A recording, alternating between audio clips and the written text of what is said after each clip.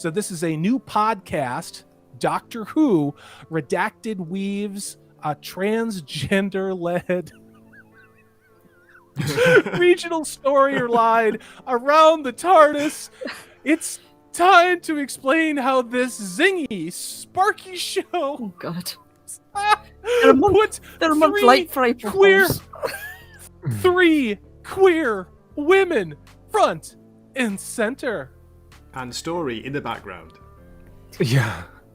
What do you think? I was going to say on the headline, imagine if it said very original, very intelligent, or very exciting, instead of very gay, very trans. That's all you need to know about it. Imagine if they said straight white male is back as the Doctor.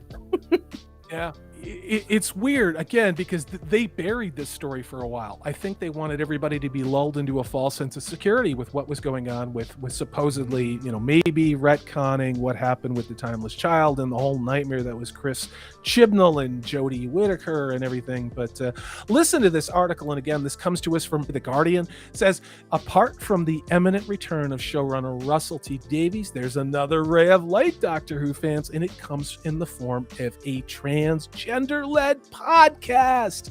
Was launched at the same time of the Easter television special, The Legend of the Sea Devils. That one burned up the viewership numbers, didn't it? And it has been described by the producer as, quote, very gay and very trans, and sitting, quote, to the left of Chinballs and Jodie Whittaker. It's a 10-part BBC Sounds audio drama. It follows three best mates who make, quote, the Blue Box Files, a paranormal conspiracy podcast about a certain police box popping up throughout history. Their tongue-in-cheek theorizing suddenly gets all surreal when they're sucked into an action-packed transgender alien adventure of their own. They could have done a much simpler tweet and just left "they suck" on there. I always go, why? Because the other big question is, okay, what do these? Can I call them women? Is that women, females? I unfortunately don't know what their pronouns are. So, without these affiliations of very gay, very trans, these things that identify them, what are they? If they're promoting a Doctor Who show, they should be the biggest Doctor Who fans that want to start a podcast, but instead they're very gay, very trans women who occasionally might talk about Doctor Who in our starting podcast. Their priorities are all wrong.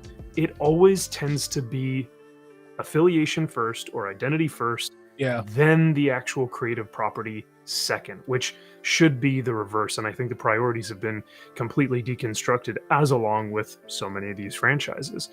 We got a very gay, very trans Doctor Who. I know all of us were hoping we'd finally get one. The friends are all transgendered university dropouts who now live in different UK cities but stay connected via their podcast. The leader of the transgendered gang is a trans woman, Cleo, who works as a theater usher and lives on a South London estate and is saving up for surgery.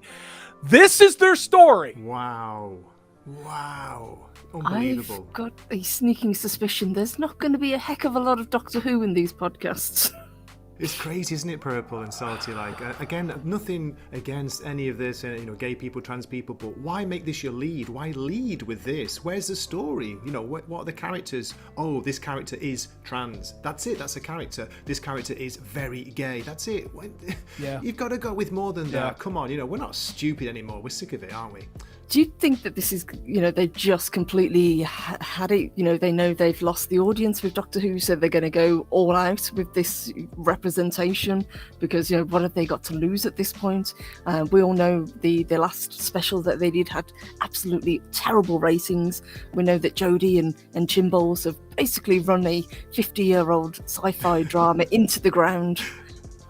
I just, what I want to see here? I didn't see anything about the rich legacy of 60 years of Doctor Who, starting with the first Doctor by the name of William Hartnell and concluding with the last Doctor, who was Peter Capaldi. And then there was something with that Jodie Whittaker woman that I don't know what that's about, but okay, I'm done with this. I can't even make fun of this. This is depressing. I will not be checking it out. I just want my Doctor Who back. Mm-hmm. as ever. This is Salty Texas Sea. I am Corey DB. Thanks so much for watching. If you like what you've seen and heard, please hit that thumbs up button. If you haven't subscribed, I'd love to have you on board. That way you know, and we have things like live streams, which we are going to be doing every Tuesday evening. Take care. I hope you're having a great 2022.